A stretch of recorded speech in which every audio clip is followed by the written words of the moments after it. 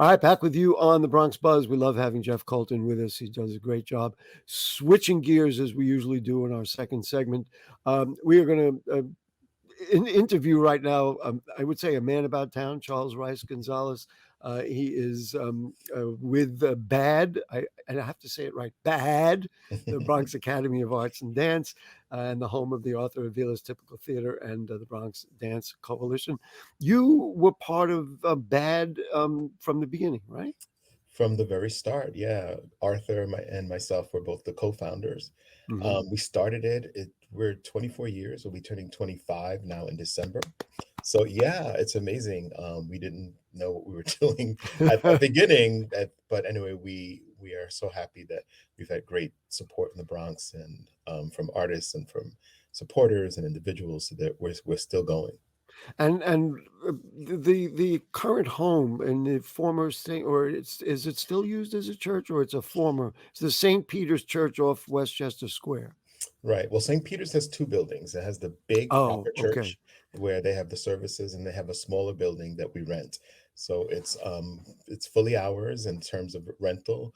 And yeah, it's a beautiful sense of history there in Westchester Square, surrounded by a Gothic graveyard, and it's a Gothic revivalist building. And the So Huntington Free Library down the block. it's down the block. There's a lot of history right in that little corner of the Bronx. And what did having that space do for BAAD at the now I can't even, stuff blends into me. I've been sitting in this chair for a long time. When did you acquire or move things in there? And what did that I know what it meant, but describe to us what it meant for the Bronx Academy for Arts and Dance. Well, I mean, at the time we were in the banknote building, the American banknote Right, building. We were there right, for right, right. years, and the conditions got created that made it difficult for us to stay. I'll be diplomatic with that, but there were changes that were there, and the rent was going to be doubled and all that kind of stuff. So we had to find another home. At the time, it was more than what we could afford, and so we were lucky that at the time St. Peter's Church had this building. They had dreamt for a theater to be in there. Center Stage used to do productions there, but they wanted a full-time tenant, like a full-time theater company. So we were looking for a home, and they were looking for a tenant, and it was a match made. And I guess the mother Jody would say in heaven. No, no. I think there was a match made in the Bronx. Yeah. That's what we want, and gave a very important cultural institution a home that was the right home for it. Anyway, Hmm. let's talk about the Boogie Down Dance Series 2023. I mentioned to you earlier we did miss the first one. Was the Brio All Star Dance Concert, which is Mm. nice for people who don't know. Brio is Bronx recognizes its own from the Bronx Council of the Arts. So I'm presuming that these were people who won Brio awards and got to show off their talents Hmm. on I guess it was last Friday night.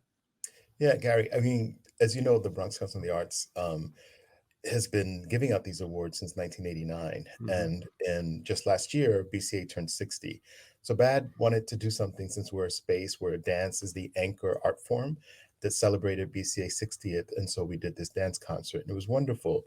We had folks who performed live. We had people who sent in video. We had video testimonies, particularly from the very first Brio winner in dance, Median Soto. She sent the video in, and but we had, it's beautiful to see the generations of dancers and the success of many of them. Jawale Willa was a Brio recipient, and she runs Urban Bushwoman, which is an international company. So the Bronx has produced some amazing performers, and our own Arthur Vilas is a Brio winner, and younger artists like Alithia Pace and many, many, many others, and Yvette from Retumba. So a lot of the winners, and it was Hmm. great for us to And create a space.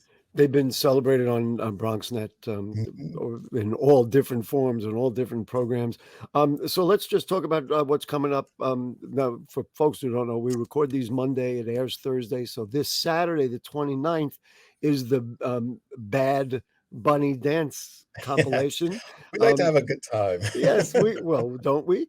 Okay, so let's see another group of talented local choreographers for Mhm, the dance compilation concert, featuring the music of Puerto Rican megastar Ali and Bad Bunny. What are we going to mhm. see? So what we do, one of the staples we do, is we do a compilation dance concert. So that means that like 8 choreographers come and they do short works.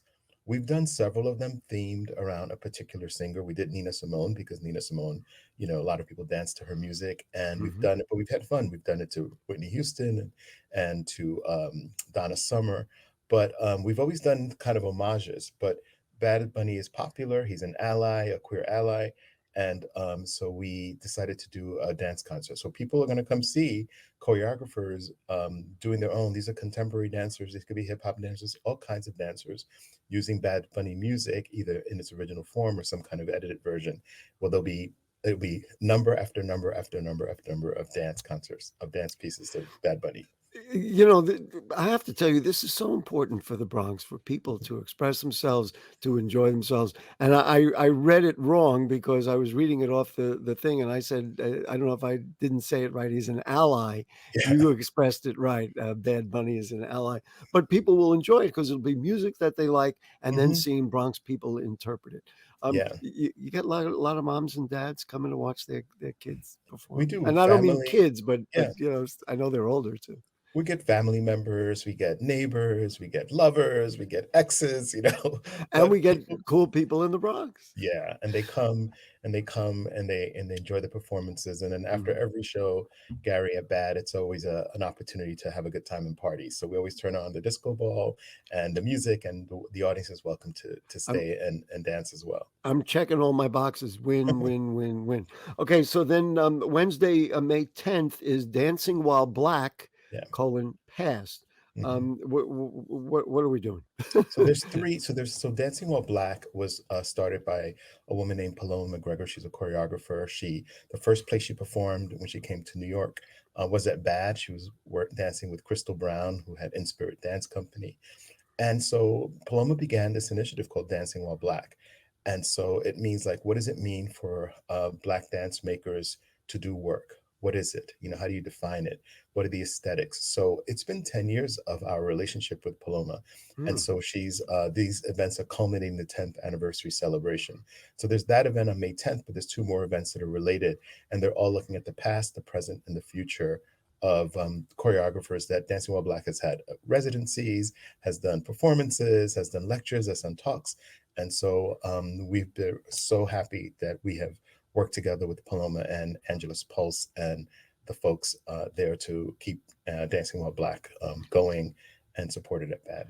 What you have just said reminds me of a question I want to ask you about after Mhm. we talk about the final piece here as part of the Boogie Down series. Now, I'm going to pronounce this wrong. In Senna? And Chana. Encena, okay, but my Italian friends can really not forgive me if they don't want. This is Encena presents Little Funerals. That'll be the day after Thursday, May 11th, celebrating 10 years of Italian theater. Do Yeah. tell. What do we got? We love relationships, right? And partnerships. And so that's what so Angelus Pulse is one, and then China is another one. They've come to us years ago to say, when we came to Westchester Square, they were doing this citywide celebration of Italian theater. And so we said, sure. I mean, there's an Italian community in the Bronx. There's an Italian community that's not too far from us in Westchester Square. And but what we do with most organizations is we ask them, how do they resonate? How does what they want to do resonate with BAD's mission? So our mission is to support people of color, queer people, and women. And so usually their works that they bring to us resonate with our mission statement. So we're enjoying a great relationship with them. Folks can come in.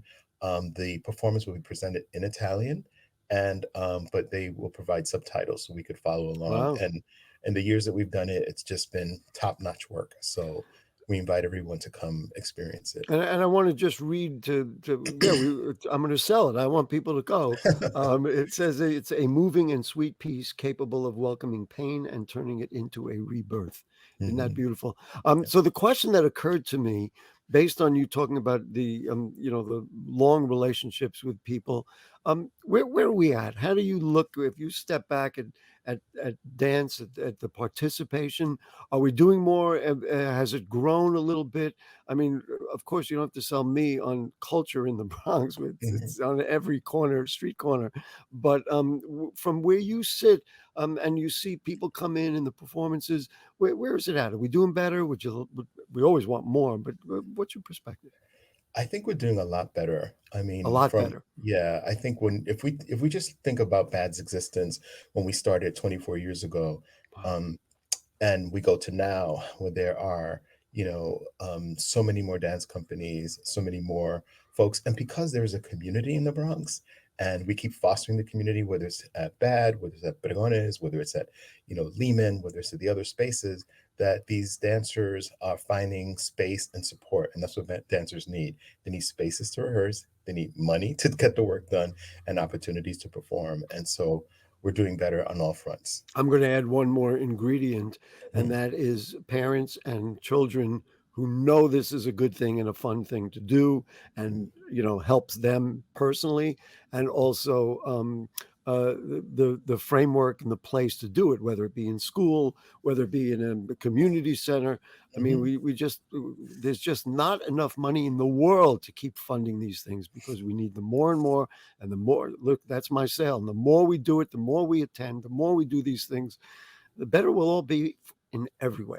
Anyway, one last thing. We got about a minute and a half. Wow. I want to ask you about your writing. You have, you write. I know you write when you can, Mhm. but you've had some successes and some things going on. What can people look out, and how can they find what you're working on? Well, they could always go to my website, charlesricegonzalez.com. That's an easy That's way right. to find it. But yeah, I've been working on a novel called Hunts Point, which is somewhat of a Mm, follow-up to Chulito. And I had a section of it, excerpt published in Asterisk, Asterix. So if people go there, they can read that excerpt, get a little bit of preview of the novel. But being a writer has been supported through the work that we've done with BAD, and so I'm always mhm. grateful for the support that BAD has given me, because it gave me the courage to be a writer. And I'll just say one last thing. We Sure. are part of the Boogie Down Dance Festival, is that we have Rompe Forma, which is on May 30th and 31st. And that is the New York premiere of this documentary that celebrates experimental dance, that was in Puerto Rico for many years. And Arthur Aviles and Carmelita Tropicana and Coco Fusco and amazing poets like Miguel Agarin and Sandra Maria Esteves. An incredible documentary. We're proud to have the New York premiere on May 30th and Oh, 31st. I somehow I didn't see that. So that's May 30 and May 31st. So the website is the place to find all this stuff and Yes. get there. And culture in the Bronx, it's our culture. People don't even know we exist, and it's just so wonderful. So what is that website? And let's make sure people check it out. It's pretty simple. It's BAAD, BAAD, Bronx.org. So people just go to www.badbronx.org and you can get all this information on BAD, on Arthur Vilas Typical Theater, and all the things that we have going on there with our children's program for 6 to 9 year olds. Lots to discover. Well, once you walk in, you won't want to walk out. That's the point. Listen, Charles. Big hugs to you, to Arthur, and let's stay bad, right? We're Definitely. bad in the Thanks. Bronx. Listen, you're the Thanks, best. Gary. Thank you, folks. What an enjoyable. I always say, if I enjoyed it and if I learned something, we had a good show. So we did, with Jeff and with Charles. And next week, we'll see you. Have a good night.